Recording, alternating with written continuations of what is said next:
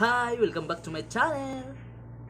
Okay guys, mga kamital, may ipapakita ko sa yung video o picture yung mga magagandang tanawin sa buong Southern Leyte.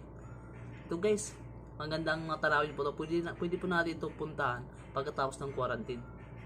Kung kayo yung mga may pera, kami, siguro wala pang yung pera kasi wala pang sahod.